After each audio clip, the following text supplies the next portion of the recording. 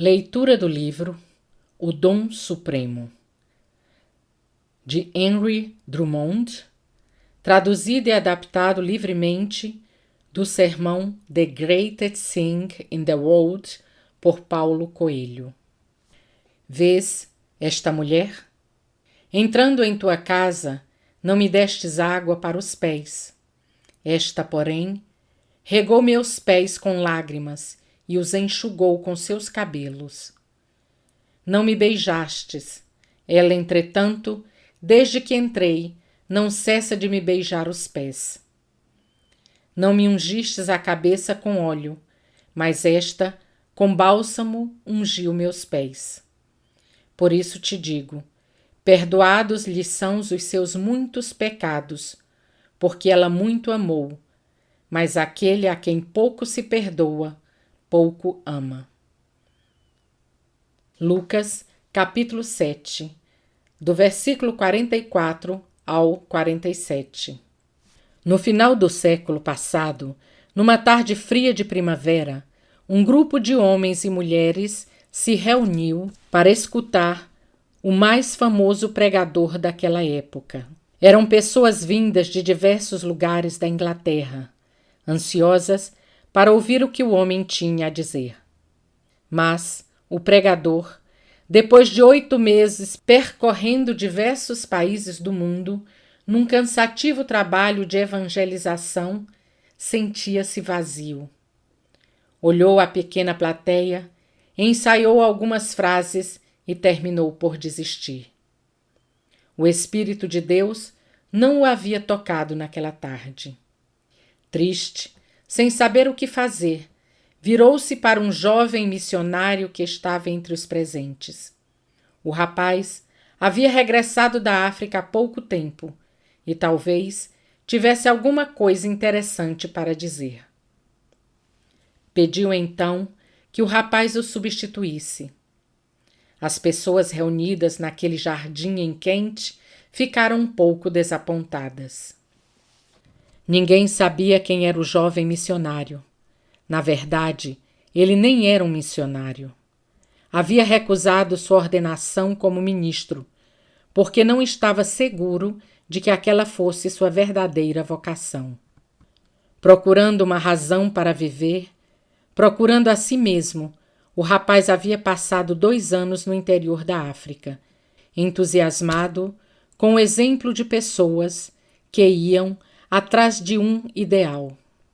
As pessoas no jardim em quente não gostaram da troca. Tinham vindo por causa de um pregador experiente, sábio, famoso.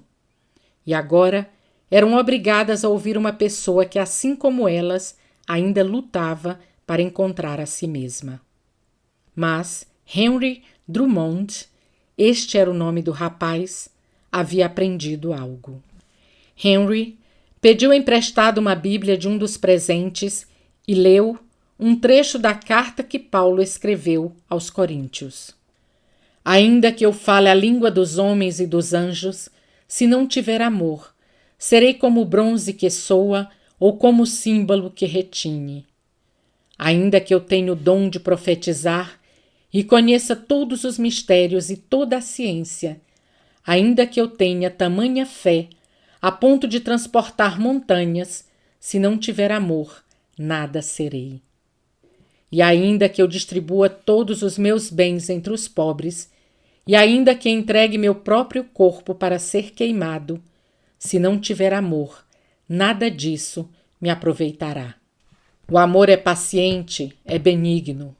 O amor não arde em ciúmes, não se ufana, não se ensoberbece, não se conduz inconvenientemente, não procura seus interesses, não se exaspera, não se ressente do mal, não se alegra com a justiça, mas regozija-se com a verdade. Tudo sofre, tudo crê, tudo espera, tudo suporta. O amor jamais acaba, mas havendo profecias, desaparecerão. Havendo línguas, cessarão. Havendo ciência, passará. Porque em parte conhecemos e em parte profetizamos. Quando, porém, vier o que é perfeito, o que então em parte será aniquilado. Quando eu era menino, falava como um menino, sentia como um menino. Quando cheguei a ser homem, desisti das coisas próprias de menino. Porque agora vemos como em espelho, obscuramente, e então veremos face a face. Agora conheço em parte, e então conhecerei como sou conhecido. Agora, pois, permanecem a fé, a esperança e o amor. Estes três, porém, o maior deles é o amor. Todos escutaram em silêncio respeitoso, mas estavam decepcionados. A maior parte já conhecia o trecho e já havia meditado longamente sobre ele. O rapaz podia ter escolhido algo mais original, mais palpitante. Quando acabou de ler, Henry fechou a Bíblia, olhou para o céu e começou a falar. Todos nós, em algum momento, já fizemos a mesma pergunta que todas as gerações fizeram. Qual é a coisa mais importante da nossa existência? Queremos empregar nossos dias da melhor maneira, pois ninguém mais pode viver pela gente. Então, precisamos saber para onde devemos dirigir nossos esforços, qual o supremo objetivo a ser alcançado. Estamos acostumados a escutar que o tesouro mais importante do mundo espiritual é a fé. Nesta simples palavra se apoiam muitos séculos de religião. Consideramos a fé a coisa mais importante do mundo? Pois bem, estamos completamente errados. Se em algum momento acreditamos nisto, podemos deixar de acreditar. No capítulo que acabei de ler, fomos conduzidos aos primeiros tempos do cristianismo e, como vimos, permanecem a fé, a esperança e o amor. Estes três, porém, o mais importante é o amor. Não se trata de uma opinião superficial de Paulo, autor daquelas linhas. Afinal de contas, ele estava falando de fé um momento antes. Ele dizia: ainda que eu tenha tamanha fé, a ponto de transportar montes, se não tiver amor, nada serei. Paulo não fugiu do assunto, pelo contrário, comparou a fé com o amor e concluiu: o maior destes é o amor. Deve ter sido muito difícil para Paulo dizer isto. Um homem costuma recomendar aos outros aquilo que nele é o ponto forte. O amor não era o ponto forte de Paulo. Um estudante com senso de observação irá notar que, à medida que envelhecia, o apóstolo tornava-se mais tolerante, mais terno.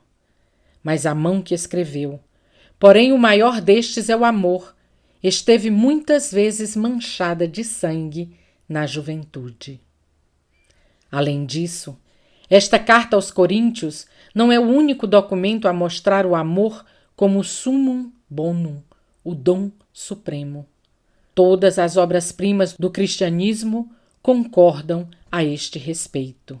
Pedro diz: acima de tudo, porém, tende amor intenso uns para com os outros, porque o amor cobre multidão de pecados. E João vai mais longe.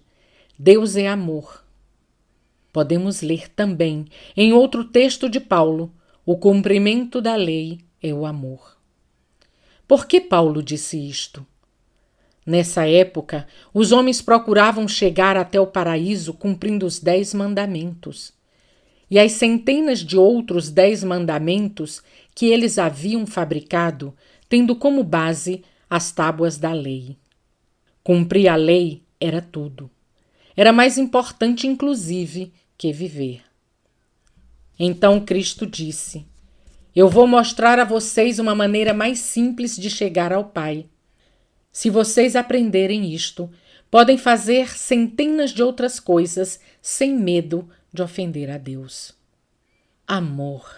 Se vocês amarem, estão cumprindo a lei, mesmo que não tenham consciência disto. podemos verificar por nós mesmos que este conselho funciona. Peguemos um mandamento qualquer. Amar a Deus sobre todas as coisas, eis o amor. Não tomar seu santo nome em vão. Ousaríamos falar superficialmente de alguém que amamos? Guardar domingos e festas.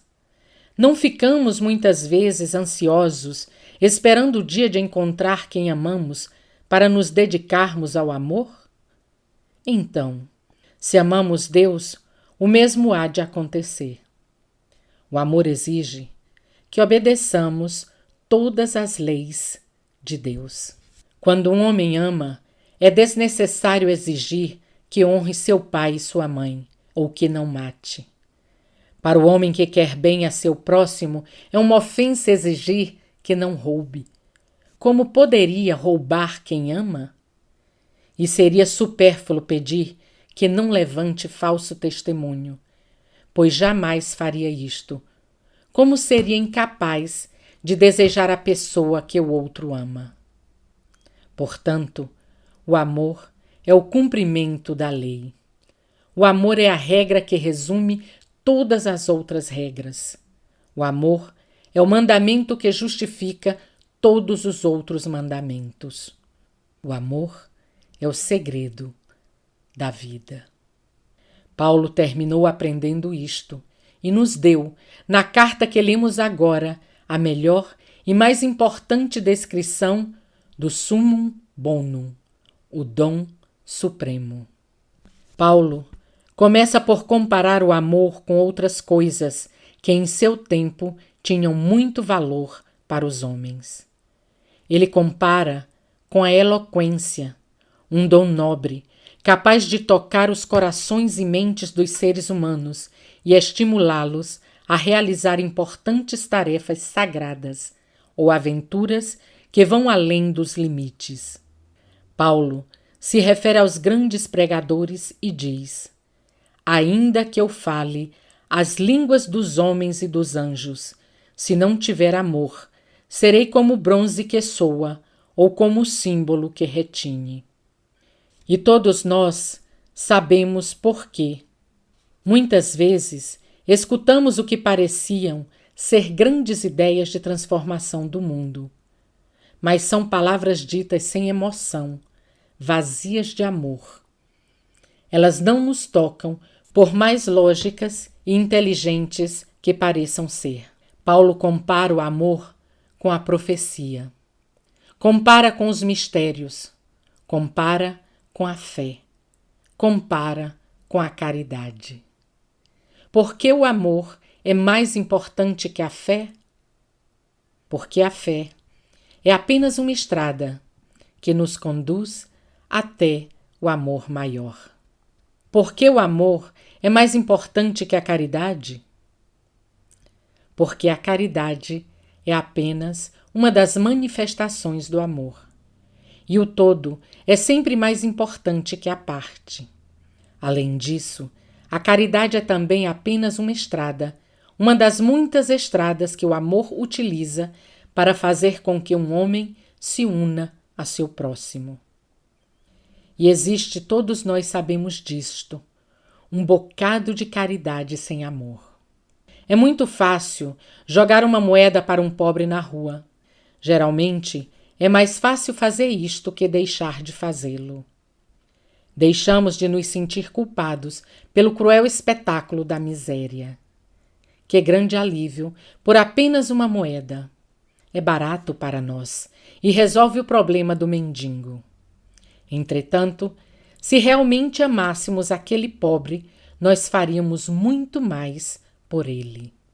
Ou não faríamos nada.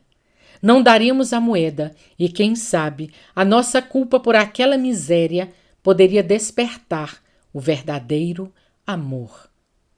Paulo então compara o amor com o sacrifício e o martírio. E eu suplico àqueles que desejam algum dia trabalhar para o bem da humanidade. Jamais esqueçam que, mesmo que seus corpos sejam queimados em nome de Deus, se não tiverem amor, não adianta nada. Nada. Vocês não podem dar nada mais importante do que reflexo do amor em suas vidas. Isto é, a verdadeira linguagem universal que nos permite falar chinês ou os dialetos da Índia. Se algum dia vocês forem a estes lugares, a eloquência silenciosa do amor fará com que sejam entendidos por todos. A mensagem de fé de um homem está na maneira como vive sua vida, e não nas palavras que ele diz. Faz pouco tempo estive no coração da África, perto dos Grandes Lagos. Ali entrei em contato com homens e mulheres que lembravam-se com carinho do único homem branco que conheceram, David Livingstone. E ao seguir os passos dele pelo continente negro, o rosto das pessoas se iluminava quando me contavam sobre um doutor que por ali havia passado 3 anos antes. Eles não podiam compreender o que Livingstone dizia, mas sentiam o amor que estava presente em seu coração. Carreguem esse mesmo amor com vocês, e o trabalho de suas vidas estará plenamente justificado. Vocês não podem possuir nada mais eloquente que isto quando forem falar de Deus e do mundo espiritual. De nada adianta seguir adiante, levando relatos de milagres, testemunhos de fé, belas orações. Se vocês tiverem tudo isso e esquecerem o amor, para nada servirá tanto esforço. Porque vocês podem conseguir tudo. Podem estar prontos para qualquer sacrifício. Mas, se entregarem seus corpos para serem queimados e não tiverem amor, isto não significará nada para vocês, nem para a causa de Deus. Depois de comparar o amor com tudo que já vimos, Paulo, em 3 pequenos versos, faz uma surpreendente análise do que é este dom supremo. Ele nos diz que o amor é uma coisa composta de muitas outras, como a luz, por exemplo. Aprendemos na escola que se pegarmos um prisma e fizermos com que um raio de sol o atravesse, esse raio se divide em 7 cores, as cores do arco-íris. Paulo então pega o amor e faz com que atravesse o prisma de sua sensibilidade, dividindo-o nos seus elementos. Paulo nos mostra o arco-íris do amor, como o prisma atravessado por um raio nos mostra o arco-íris da luz. E quais são estes elementos? São virtudes, das quais ouvimos falar todos os dias. Virtudes que podemos praticar em qualquer momento de nossas vidas. São estas pequenas coisas, estas virtudes simples, que compõem o dom supremo. O amor é composto de 9 ingredientes. Paciência, o amor é paciente. Bondade, é benigno. Generosidade, o amor não arde em ciúmes. Humildade, não se ufama nem se ensoberbece. Delicadeza, o amor não se conduz inconvenientemente. Entrega, não procura seus interesses. Tolerância, não se exaspera. Inocência, não se ressente do mal. Sinceridade, não se alegra com a injustiça, mas regozija-se com a verdade.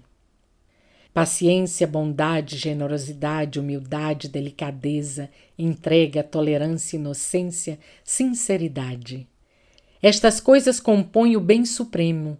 Estão na alma do homem que quer estar presente no mundo e próximo a Deus. Todos estes dons estão relacionados com a gente, com a nossa vida diária, com o hoje e com o amanhã, com a eternidade. Nós sempre escutamos falar muito do amor a Deus. Mas o Cristo nos fala do amor ao homem. Nós buscamos a paz nos céus. Cristo busca a paz na terra. A busca do ser humano para responder sua principal pergunta, a que devo dedicar minha existência, não é uma coisa estranha ou imposta. Ela está presente em todas as civilizações, mesmo que estas não se comuniquem, porque nasceu junto com o homem e reflete o sopro do Espírito Eterno neste mundo.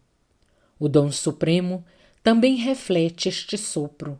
Não é apenas um dom em si, mas a soma de várias atitudes e palavras de nosso dia a dia. O amor é paciência. Este é o comportamento normal do amor. Esperar com calma, sem pressa, sabendo que em determinado momento ele poderá se manifestar. Está pronto para fazer seu trabalho na hora certa, mas aguarda com calma e mansidão. O amor é paciente, aguenta tudo, acredita em tudo, tudo espera, porque o amor é capaz de entender. Bondade, amor ativo. Já repararam que Cristo utilizou grande parte do seu tempo no mundo sendo bom para os outros, deixando os outros contentes? Utilizou grande parte do pouco tempo que tinha na terra para fazer feliz seus contemporâneos? Procure olhar por este ângulo e notará que, embora Cristo tivesse muito o que fazer, não esqueceu de ser carinhoso para com o próximo.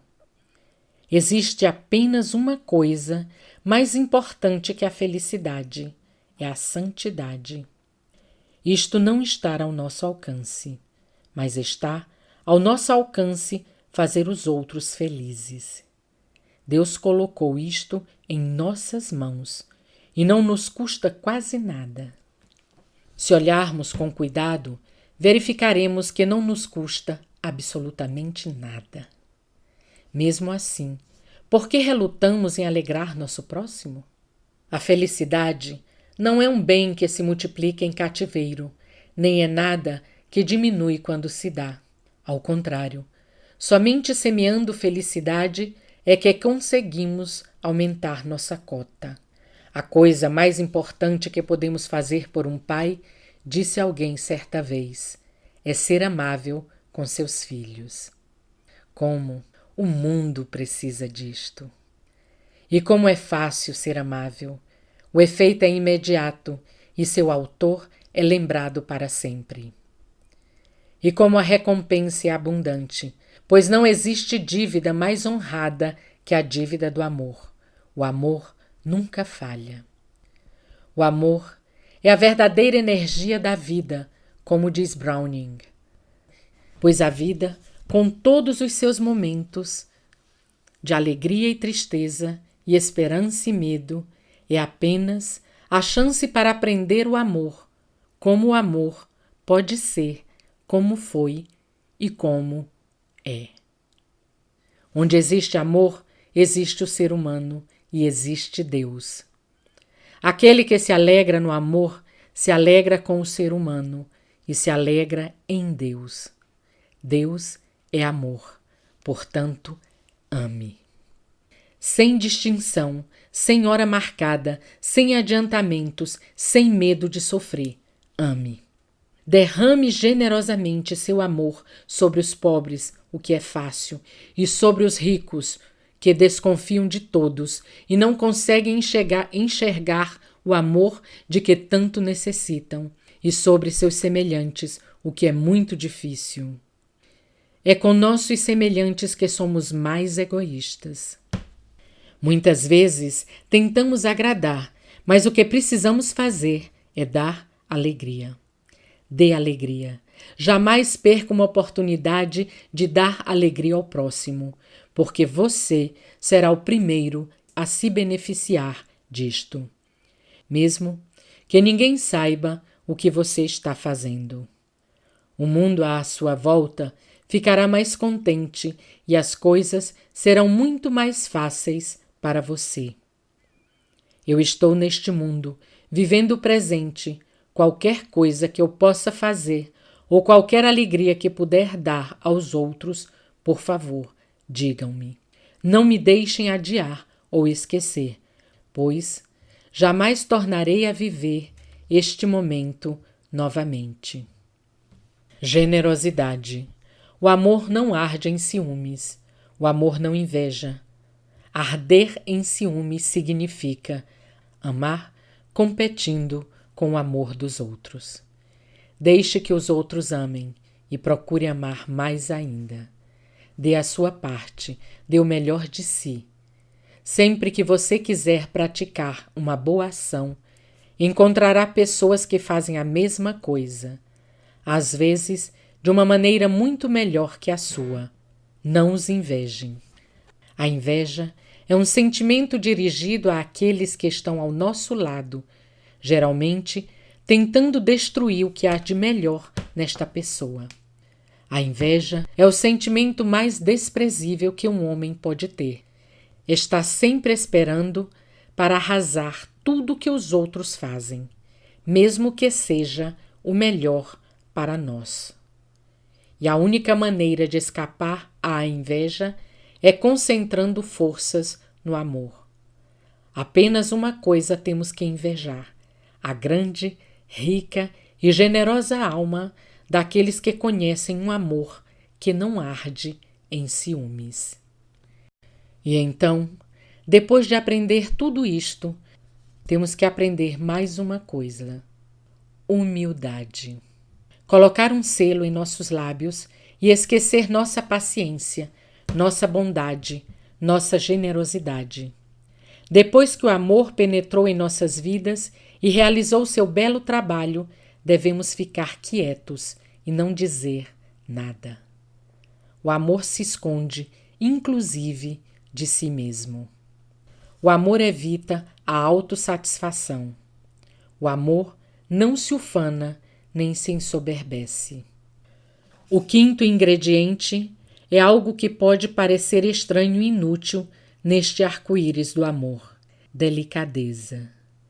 Este é o amor entre os homens, o amor na sociedade. Muitas pessoas costumam dizer que a delicadeza é um sentimento supérfluo. Não é verdade. Delicadeza é o amor manifesto nas pequenas coisas. O amor não consegue ser agressivo ou inconveniente. Não consegue comportar-se de maneira errada. Você pode ser a pessoa mais tímida do mundo, mais despreparada para lidar com o próximo, mas se tiver um reservatório de amor em seu coração, sempre agirá da maneira certa. Carlyle dizia: Robert Burns é mais nobre que toda a nobreza da Inglaterra, porque consegue amar tudo. O rato, a margarida, todas as coisas grandes e pequenas que Deus fez. Assim, com este passaporte, Burns podia conversar com qualquer pessoa, visitar palácios e dormir em cabanas. Você sabe o que quer dizer nobre. Significa alguém que age de maneira digna. Este é o mistério do amor. Quem possui amor em seu coração não pode agir grosseiramente, ao passo que o falso nobre, aquele que é apenas esnobe, está preso aos seus sentimentos e não consegue amar. O amor não se conduz inconvenientemente. Entrega. O amor não procura seus interesses, não busca a si mesmo. O amor não busca sequer aquilo que é seu. Na Inglaterra, como em muitos outros países, os homens procuram lutar, e com toda razão, pelos seus direitos. Mas há momentos muito especiais, em que podemos inclusive abrir mão destes direitos. Paulo, porém, não nos exige isto, porque ele sabe que o amor é algo tão profundo que quem ama ignora qualquer recompensa. Ama-se porque o amor é o dom supremo e não porque ele nos dá algo em troca. Não é difícil abrir mão de nossos direitos.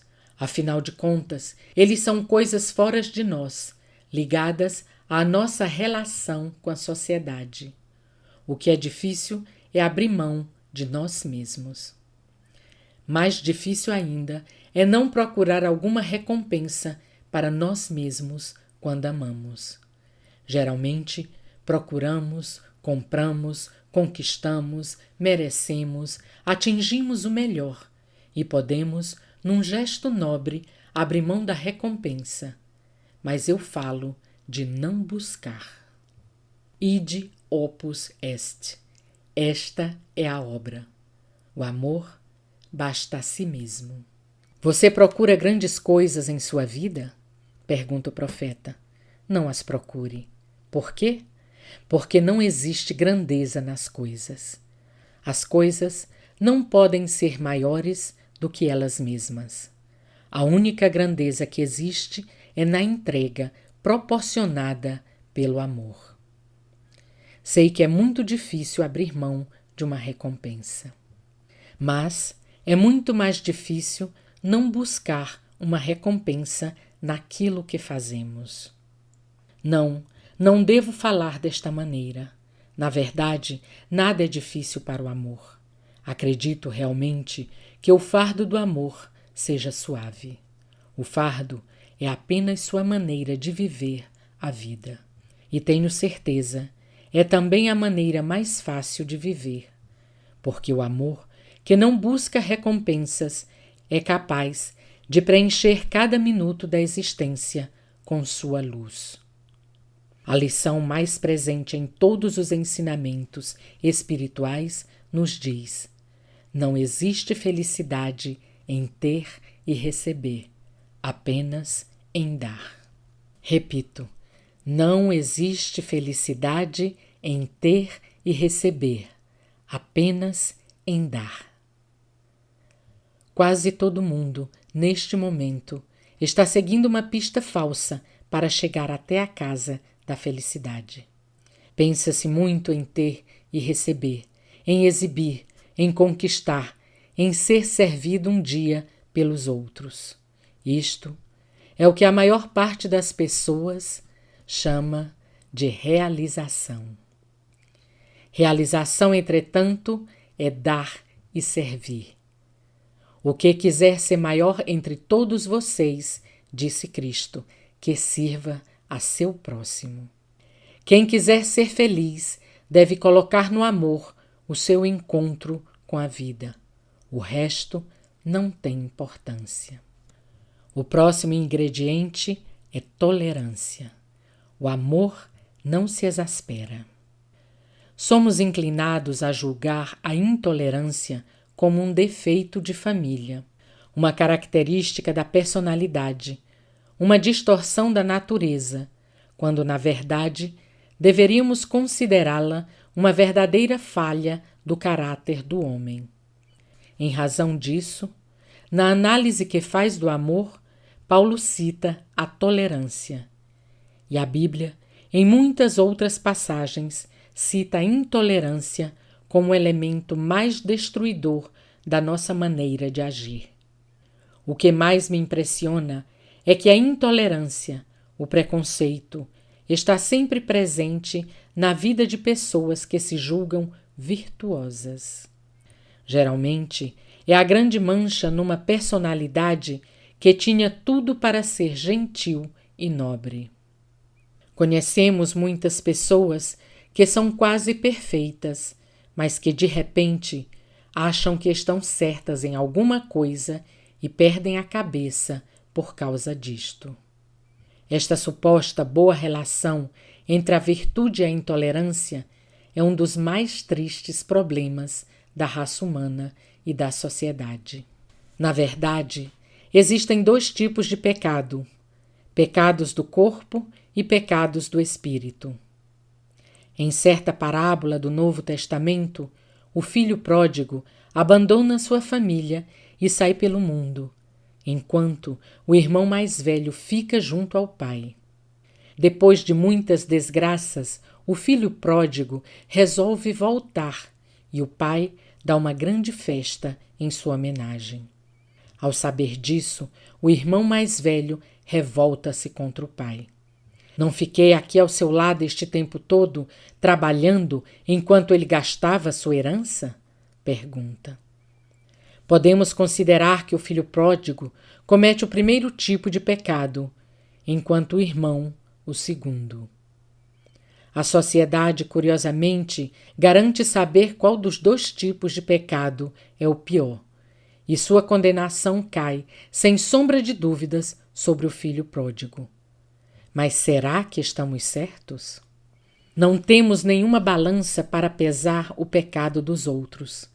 E melhor ou pior são apenas duas palavras do vocabulário. Mas eu vos digo, faltas mais sofisticadas podem ser muito mais graves do que as simples e óbvias. Aos olhos daquele que é amor, um pecado contra o amor é 100 vezes pior. Não existe nenhum vício, ou desejo, ou avareza, ou luxúria, ou embriaguez que seja pior que um temperamento intolerante. Por tornar a vida amarga, por destruir comunidades, por acabar com muitas relações, por devastar lares, por sacudir homens e mulheres de suas bases, por retirar toda a exuberância da juventude, por seu poder gratuito de produzir miséria. A intolerância não tem concorrentes. Olhamos para o irmão mais velho, correto, trabalhador, paciente, responsável. Vamos dar a ele todo o crédito de suas virtudes. Olhemos para este rapaz, para esta criança, que agora se encontra na porta da casa diante de seu pai. Ele se indignou, nós lemos, e não queria entrar. Como a atitude do irmão deve ter afetado o filho pródigo. E quantos filhos pródigos são mantidos fora do reino de Deus por causa destas pessoas sem amor que garantem estar do lado de dentro. Como devia estar o rosto do irmão mais velho ao dizer aquelas palavras? Coberto por uma nuvem de ciúme, raiva, orgulho, crueldade, certeza de que havia agido sempre direito. Determinação, ressentimento, falta de caridade. São estes os ingredientes desta alma escura e sem amor. São estes os ingredientes da intolerância e do preconceito. E todos nós, que já sofremos este tipo de pressão muitas vezes na vida, sabemos que estes pecados são muito mais destruidores do que os pecados do corpo. Não falou o próprio Cristo a este respeito, quando disse que as prostitutas e os pecadores entrariam primeiro no reino dos céus, na frente dos sábios escribas de sua época? Não existe lugar no reino para os preconceituosos e os intolerantes. Um homem preconceituoso conseguiria tornar o paraíso insuportável para si e para os outros. Se o intolerante não nascer de novo, deixando de lado tudo aquilo que julga intocável e certo, ele não pode, simplesmente não pode, entrar no reino dos céus. Porque, para entrar no reino dos céus, o homem precisa carregar o paraíso em sua alma. Reparem, enquanto falava, eu me exasperei. E uma bolha da intolerância subiu, mostrando algo podre lá no fundo. Este é um grande teste para o amor. Saber que, por mais que tentemos, não conseguimos quase nunca a paz necessária para que o amor floresça. Vejam como as partes mais ocultas da alma aparecem quando baixamos a guarda. E de repente, pregando a generosidade, a humildade, a paciência, a cortesia, a entrega, me exaltei. Cometi o vício de quem fala em virtude. A intolerância manifestou-se. Vemos que não basta apenas falar de preconceitos ou lidar com eles. Temos que ir até onde eles se escondem, mudar o que há de mais íntimo em nossa própria natureza. Só assim, os sentimentos de raiva morrerão por si mesmos. E nossas almas serão mais suaves, não porque colocaram a agressividade para fora, mas porque colocaram o amor para dentro. Deus é amor.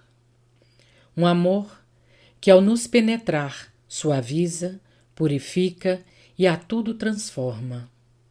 Afasta o que está errado, renova, regenera e reconstrói o interior do homem. O poder da vontade não transforma o homem. O tempo não transforma o homem. O amor transforma. Portanto, deixem o amor entrar. Lembrem-se, isto é uma questão de vida ou de morte. De nada adianta eu estar aqui falando sobre o amor se sou incapaz de despertá-lo.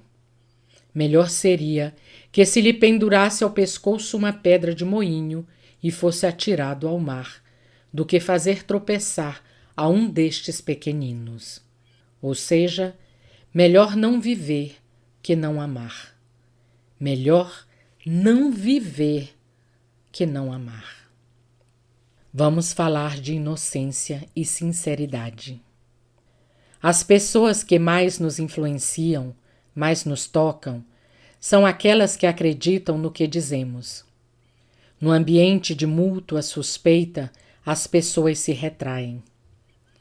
Diante da inocência, porém, todos nós crescemos. Encontramos coragem e amizade junto de quem acredita em nós. Quem nos entende pode nos transformar.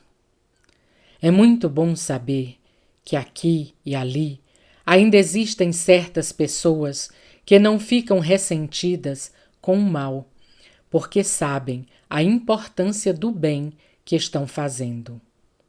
Estas pessoas cresceram aos olhos dos homens e de Deus.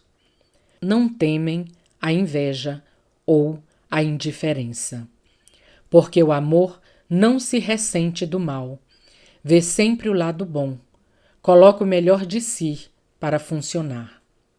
E de novo, quem ama é quem sai ganhando, embora não procure nenhuma recompensa.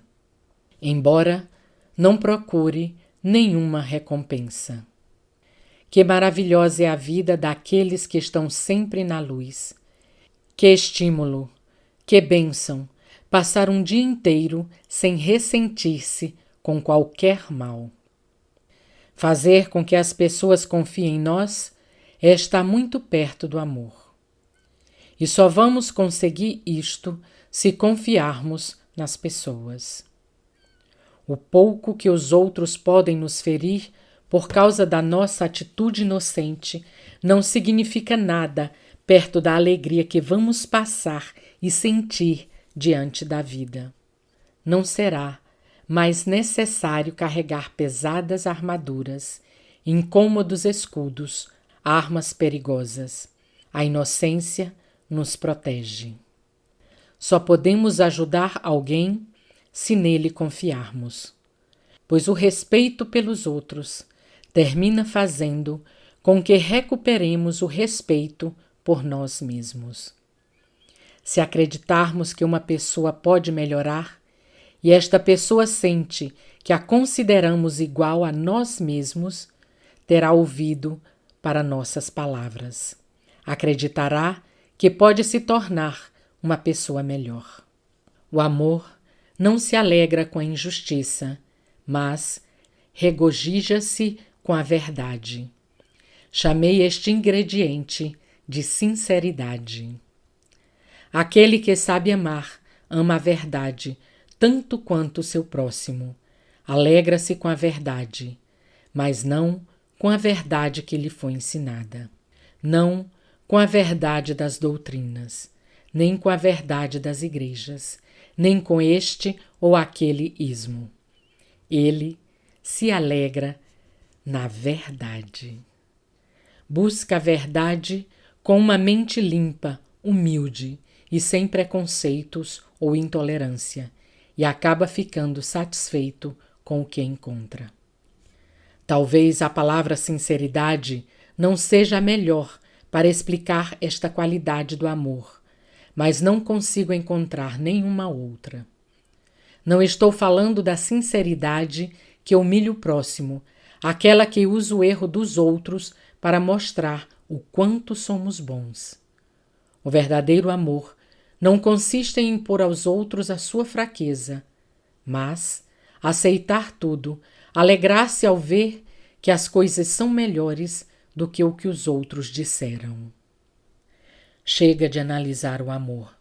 Agora temos que nos esforçar para que todos estes ingredientes passem a fazer parte de nós mesmos.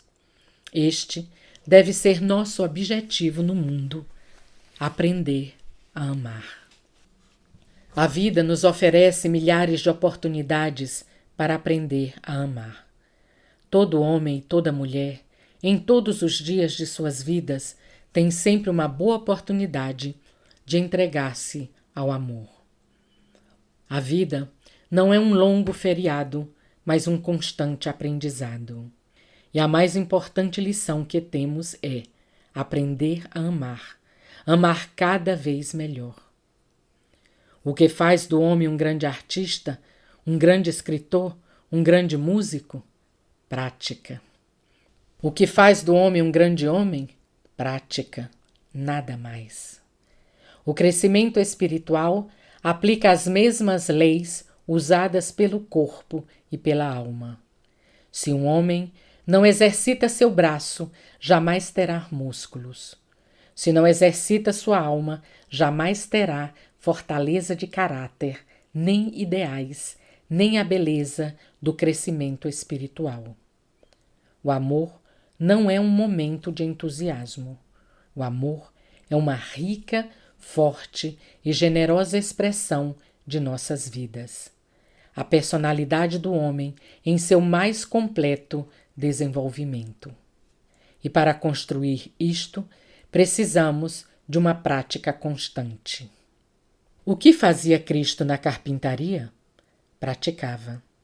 Embora perfeito, aprendia. Todos nós já lemos sobre isto. E assim ele crescia em sabedoria para Deus e para os homens. Procure ver o mundo como um grande aprendizado de amor e não fique lutando contra aquilo que acontece em sua vida. Não reclame por precisar estar sempre atento, ser obrigado a viver em ambientes mesquinhos, cruzando com almas pouco desenvolvidas. Esta foi a maneira que Deus encontrou para você praticar. E não se assuste com as tentações. Não se surpreenda com o fato de elas estarem sempre à sua volta e não se afastarem, apesar de tanto esforço e tanta prece. É desta maneira que Deus trabalha sua alma. Tudo isto o está ensinando a ser paciente, humilde, generoso, entregue, delicado, tolerante. Não afaste a mão que esculpe sua imagem, porque esta mão também mostra o seu caminho. Esteja certo de que você está ficando mais belo a cada minuto que passa. E embora não perceba, dificuldades e tentações são as ferramentas utilizadas por Deus. Lembre-se das palavras de Goethe. O talento se desenvolve na solidão, o caráter no rio da vida. O talento se desenvolve na solidão. A prece, a fé, a meditação, a visão clara da vida. Mas o caráter só pode crescer se fizermos parte do mundo, porque é no mundo que aprendemos a amar. Pois bem, Eu mostrarei alguns aspectos do amor para facilitar nossa compreensão a respeito de Deus e do próximo. Mas são apenas aspectos. O amor jamais pode ser definido. A luz é muito mais que a soma de seus componentes. É algo que brilha fulgurante no espaço. E o amor é muito mais que a soma de todos os seus ingredientes. É uma coisa viva, palpitante, divina. Se misturarmos todas as cores do arco-íris, tudo o que conseguiremos criar é a cor branca. Mas não conseguimos fazer a luz. Da mesma maneira, ao sintetizar todas as virtudes das quais falamos, podemos nos tornar virtuosos, mas não quer dizer que tenhamos aprendido a amar. Então, como vamos trazer o amor para dentro de nossos corações? Vamos trabalhar nossa vontade para mantê-lo sempre próximo. Vamos tentar copiar os que aprenderam a amar. Vamos esquecer todas as regras que nos ensinaram sobre o que é o amor, inclusive estas minhas palavras. Vamos orar. Vamos vigiar. Nada disso, porém, vai nos fazer amar, porque o amor é um efeito. E só ao conhecermos a causa, o efeito se manifesta. Devo dizer qual é esta causa? Se lermos a versão revisada da primeira epístola de João, vamos encontrar as seguintes palavras: Nós amamos, porque Ele nos amou primeiro. Está escrito, nós amamos, e não nós o amamos, como traduziram antes, de maneira errada. Nós amamos porque Ele nos amou primeiro. Reparem na palavra porque.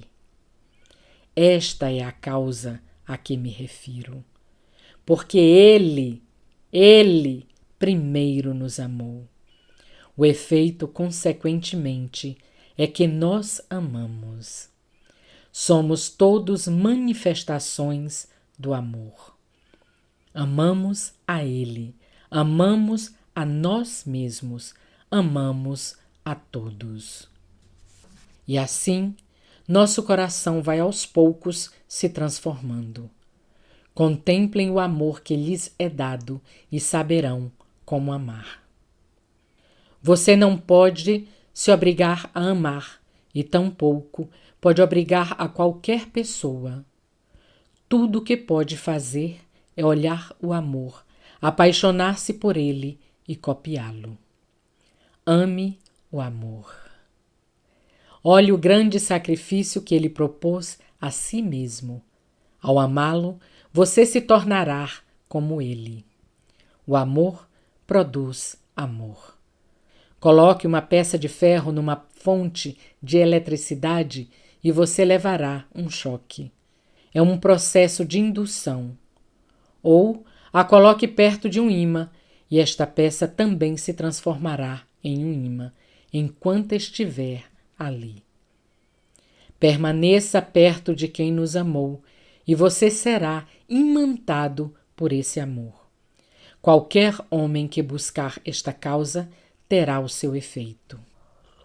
Tente livrar-se do preconceito de que a busca espiritual existe por acaso, ou capricho, ou por nosso gosto por mistério. Ela está aí por causa de uma lei natural, ou melhor, espiritual, porque é uma lei divina. Edward Irving visitava um menino que estava morrendo. Ao entrar no quarto, colocou a mão na testa do garoto e disse: Garoto, Deus te ama. Nada mais, ele disse. Saiu em seguida. O garoto levantou-se, chamou todas as pessoas da casa e gritava: Deus me ama! Deus me ama! A mudança foi completa. A certeza que Deus o amava lhe deu forças, destruiu o que havia de mal e permitiu sua transformação.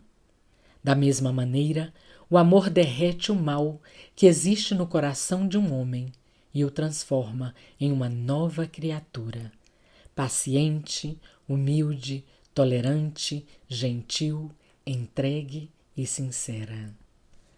Não existe nenhuma outra maneira de conseguir amar, e tampouco há qualquer mistério sobre isto. Nós amamos os outros, amamos a nós mesmos, amamos nossos inimigos, porque primeiro fomos amados por Ele, nosso Deus. Falta acrescentar muito pouca coisa sobre as razões que levaram Paulo a considerar o amor como dom supremo. Falta apenas analisar a principal razão, algo muito importante que pode ser resumido numa frase curtíssima. O amor permanece. O amor, insiste Paulo, jamais acaba. Então, ele nos dá mais uma de suas maravilhosas listas. Fala de assuntos que eram importantes em sua época, coisas que todos garantiam ser eternas. E mostra como são frágeis, temporárias, agonizantes. Havendo profecias, desaparecerão. Naquele tempo, o sonho de todas as mães era que seus filhos se tornassem profetas. Durante séculos e séculos, Deus tinha escolhido falar ao mundo por meio dos profetas, e estes eram mais poderosos que os reis. Os homens esperavam aflitos que chegasse um novo mensageiro do alto e o honravam quando ele aparecia. Paulo é implacável. Havendo profecias, desaparecerão. A Bíblia está repleta de profecias, mas na medida em que foram transformadas em realidade, perderam seu verdadeiro sentido. Desapareceram como profecias para se tornarem apenas o alimento da fé de homens piedosos. Então Paulo fala sobre as línguas. Havendo línguas, cessarão, diz ele. Tanto quanto sabemos, já se passaram milhares de anos desde que as primeiras línguas surgiram sobre a face da terra. Elas ajudaram o homem a se organizar, crescer e sobreviver num mundo perigoso e hostil. Onde estão estas línguas? Desapareceram. Os egípcios construíram pirâmides e gravaram sua escrita em monumentos que permanecem até hoje. Ainda existe como nação, mas sua língua original desapareceu. Considere estes exemplos da maneira que você quiser, inclusive no sentido literal. Embora não fosse esta a principal preocupação de Paulo, pelo menos podemos entender melhor o que ele estava falando. A carta aos Coríntios que lemos e que discutimos durante todo este tempo foi escrita originalmente em grego antigo. Se formos até a Grécia com o texto original, pouquíssimas pessoas seriam capazes de decifrá-lo. Há 1500 anos atrás, o latim dominava o mundo. Hoje, não significa mais nada. Reparem, as línguas indígenas estão desaparecendo. A língua original do país de Gales ou da Escócia está morrendo diante de nossos olhos. O livro mais popular da Inglaterra, com exceção da Bíblia, é Pickwick Papers, de Charles Dickens. Foi quase todo escrito no inglês falado pelas pessoas nas ruas. Pois bem, estudiosos nos garantem que em 50 anos este livro será ilegível para o leitor comum. Então, Paulo vai mais longe e acrescenta com ênfase: havendo ciência, passará. Onde está a ciência dos antigos? Sumiu por completo. Hoje, um menino de escola secundária conhece muito mais coisas que Sir Isaac Newton, o descobridor da lei da gravidade, que conhecia em sua época. O jornal que nos traz as novidades da manhã é jogado fora quando chega a noite. Compramos enciclopédias de 10 anos atrás por apenas alguns tostões, porque as conquistas científicas que estão em suas páginas já foram completamente ultrapassadas. Reparem como a carruagem puxada a cavalo foi substituída pelo vapor, e como a eletricidade, por sua vez, ameaça superar o vapor, jogando no esquecimento centenas de invenções que apenas acabaram de nascer. Uma das maiores autoridades dos dias de hoje, Sir William Thomson, garante: o motor a vapor em breve deixará de existir. Havendo ciência, passará. Vemos no fundo dos quintais algumas rodas velhas, peças quebradas, objetos de ferro corroídos pela ferrugem. 20 anos atrás, estas mesmas peças faziam parte de objetos que eram o orgulho de seu dono. Agora, não representam mais nada a não ser um estorvo, do qual não conseguimos nos livrar. Toda a ciência e toda a filosofia de nossa época, de que tanto nos orgulhamos, um dia envelhecerão. Alguns anos atrás, a maior autoridade de Edimburgo era Sir James Simpson, o descobridor do clorofórmio e o percussor da anestesia. Recentemente, o bibliotecário da universidade onde Sir James Simpson lecionava pediu ao sobrinho do cientista que se livrasse dos livros do tio. Estes já não tinham qualquer interesse para os novos estudantes. O sobrinho disse ao bibliotecário: não são apenas os livros de meu tio. Qualquer livro científico com mais de 10 anos deve ser levado para o porão. Sir James Simpson era uma pessoa mundialmente importante. Cientistas de todas as partes do planeta vinham consultá-lo. Entretanto, suas descobertas e quase todas as outras descobertas de sua época foram superadas. Porque agora vemos como num espelho obscuramente. Vocês podem me dizer algo que permaneça para sempre? Paulo deixou de mencionar muitas coisas. Não falou em dinheiro, fortuna, fama. Limitou-se apenas às coisas importantes do seu tempo, às coisas a que se dedicavam os melhores homens da sua época, e as colocou decididamente de lado. Paulo nada tem contra as coisas em si, não falou mal delas. Tudo o que disse foi que elas não durariam. Eram coisas importantes, mas não eram dons supremos. Existia algo além delas. O que somos é mais do que fazemos e muito mais do que possuímos. Muitas coisas que os homens chamam de pecado não são pecados, são sentimentos e deslizes que desaparecem rápido. Efêmeros. Este é um argumento favorito do Novo Testamento. João não nos diz que o mundo está errado, diz que passará.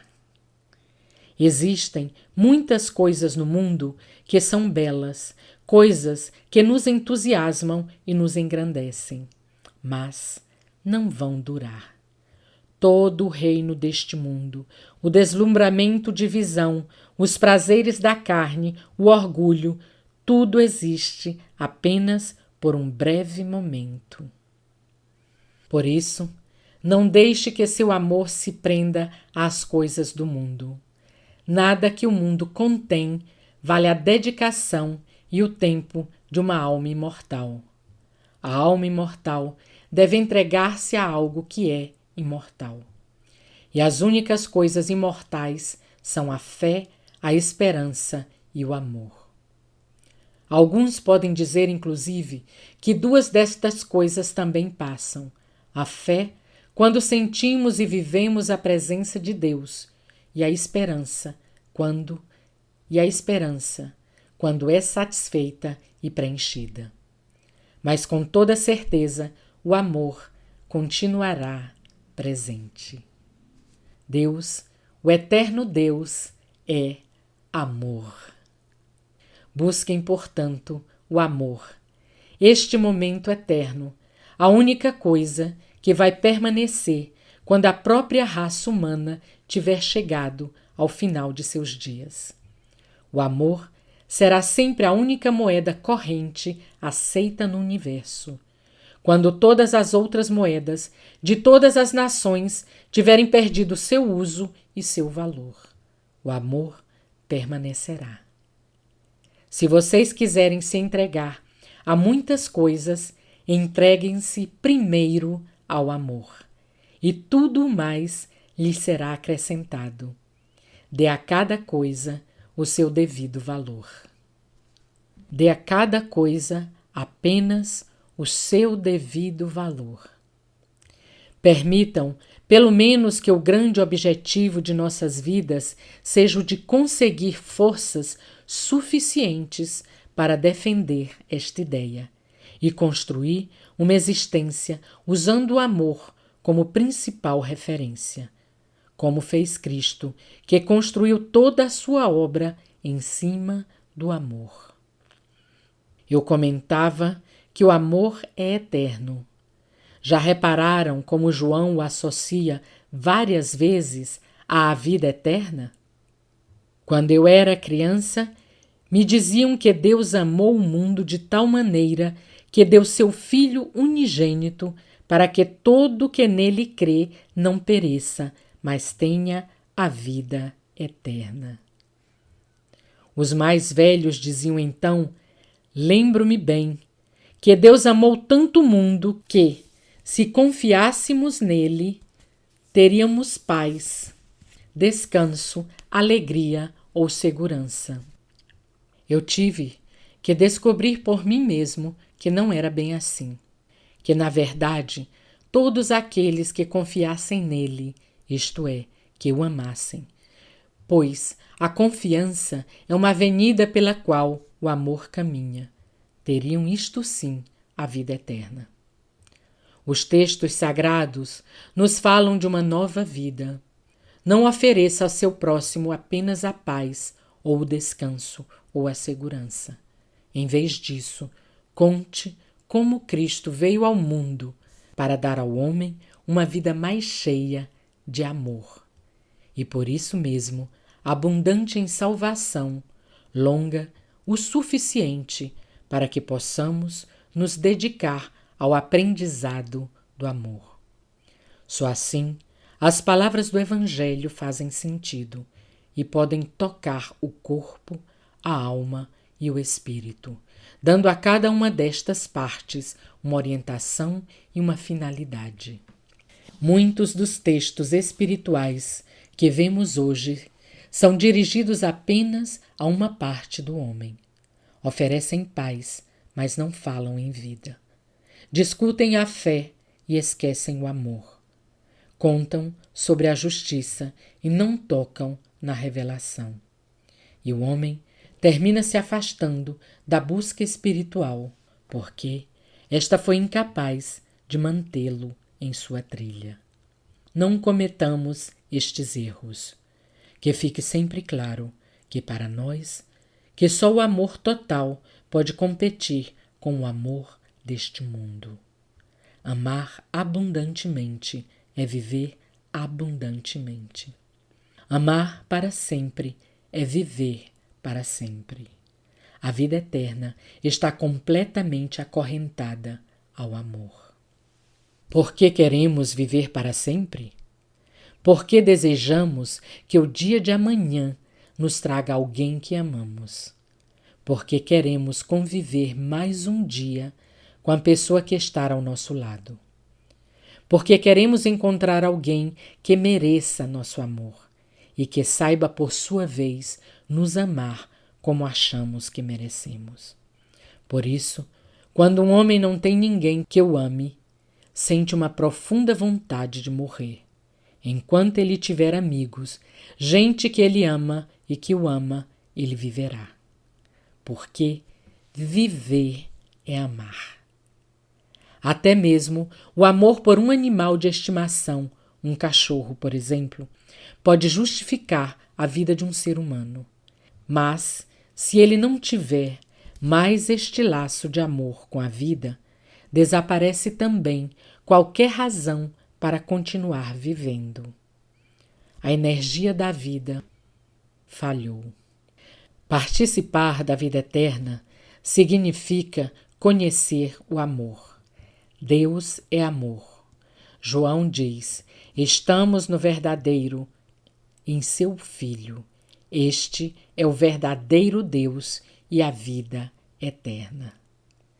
Seja qual for sua crença ou sua fé, busque primeiro o amor, e o resto lhe será acrescentado, pois o amor precisa ser eterno, porque Deus o é. Amor é vida. O amor nunca falha, e a vida não falhará enquanto houver amor. É isto que Paulo nos mostra, que no fundo de todas as coisas criadas, o amor está presente como o dom supremo, porque o amor permanece enquanto as coisas acabam. O amor está aqui, existe em nós agora, neste momento. Não é algo que nos venha a ser dado depois de morrermos. Ao contrário, teremos pouquíssimas chances de aprender o amor quando estivermos velhos, se não o buscarmos e o praticarmos agora. O pior destino que um homem pode ter é viver e morrer sozinho, sem amar e sem ser amado. Quem ama está salvo. Quem não ama nem é amado está condenado. E aquele que se alegra no amor se alegra em Deus, porque Deus é amor. Estou quase acabando este longuíssimo sermão, mas antes quero fazer uma proposta. Quantos de vocês querem juntar-se a mim para ler este trecho da Carta aos Coríntios pelo menos uma vez por semana? Quem quiser que eu faça durante os próximos 3 meses. Um homem assim o fez e mudou completamente sua vida.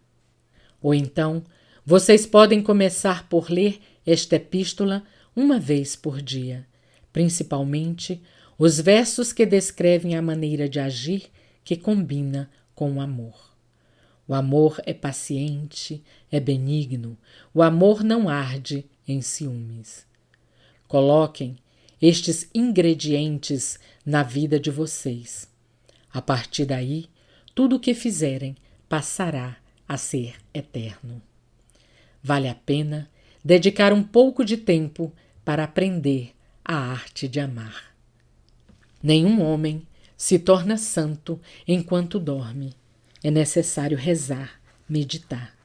Da mesma maneira, qualquer melhora, em qualquer sentido, requer preparação e cuidados. Exijam de si mesmos viver uma vida plena e correta. Se vocês olharem para trás, perceberão que os melhores e mais importantes momentos da vida foram aqueles onde estava presente o espírito do amor. Quando olhamos nosso passado e não nos detemos nos prazeres transitórios da vida, notamos que os momentos marcantes de nossa existência são aqueles em que vivíamos o amor ou que, escondidos, fizemos algo de bom para alguém. Coisas, às vezes tolas demais para serem contadas, mas que por frações de segundo nos fizeram sentir como se estivéssemos mergulhados na eternidade. Eu já vi quase todas as belas coisas que Deus criou. Já gozei quase todos os prazeres que um homem pode gozar. Mesmo assim, ao olhar meu passado, sobram apenas 4 ou 5 momentos, geralmente muito curtos, em que pude fazer uma pobre imitação do amor de Deus. São estes momentos que justificam minha vida. Todo o resto é passageiro. Qualquer outro bem ou virtude é apenas uma ilusão. Estes pequenos atos de amor que ninguém reparou, que ninguém conhece, justificam minha vida. Porque o amor permanece. Mateus nos dá uma descrição clássica do juízo final. O Filho do Homem senta-se em um trono e separa como um pastor os cabritos das ovelhas. Neste momento, a grande pergunta do ser humano não será: como eu vivi? Será isto sim: como amei? O teste final de toda busca da salvação será o amor. Não será levado em conta o que fizemos, em que acreditamos, o que conseguimos. Nada disso nos será cobrado. O que nos será cobrado? Nossa maneira de amar o próximo. Os erros que cometemos nem sequer serão lembrados. Seremos julgados pelo bem que deixamos de fazer. Pois manter o amor trancado dentro de si é ir contra o Espírito de Deus. É a prova de que nunca o conhecemos, de que ele nos amou em vão, de que seu filho morreu inutilmente. Deixar de amar significa dizer que Deus jamais inspirou nossos pensamentos, nossas vidas, e que nunca chegamos perto dele o suficiente para sermos tocados por seu exuberante amor. Significa que eu vivi por mim mesmo, pensei por mim mesmo e ninguém mais. Como se Jesus jamais tivesse vivido, como se ele jamais tivesse morrido. É diante de Deus que as nações do mundo serão reunidas. É na presença de todos os outros homens que seremos julgados. E cada homem julgará a si mesmo. Ali estarão presentes aqueles que encontramos e ajudamos. Ali também vão estar presentes aqueles que desprezamos e negamos. Não há necessidade de chamar qualquer testemunha, pois nossa própria vida se encarregará de mostrar na frente de todos o que fizemos. Nenhuma outra acusação, além da falta de amor, será proferida. Não se enganem, as palavras que neste dia ouviremos não virão da teologia, não virão dos santos, não virão das igrejas, virão dos famintos e dos pobres. Não virão dos credos e das doutrinas, virão dos desnudos e desabrigados. Não virão das Bíblias e dos livros de orações, virão dos copos de água que damos ou deixamos de dar. Quem é Cristo? É aquele que alimentou os pobres, vestiu os nus e visitou os doentes. Onde está Cristo? Todo aquele que recebeu uma criancinha destas em meu nome também me recebe. E quem está com Cristo? Aquele que ama. Quando o rapaz acabou de falar, o sol já havia se posto. As pessoas se levantaram em silêncio e foram para as suas casas. Nunca mais, pelo resto de suas vidas, esqueceram aquele dia. Haviam sido tocadas pelo dom supremo e desejaram naquele instante que aquela tarde fosse lembrada por muito tempo. Embora não possa ser lembrada para sempre, pensou um deles consigo mesmo, porque, como bem havia dito o rapaz, Só o amor permanece.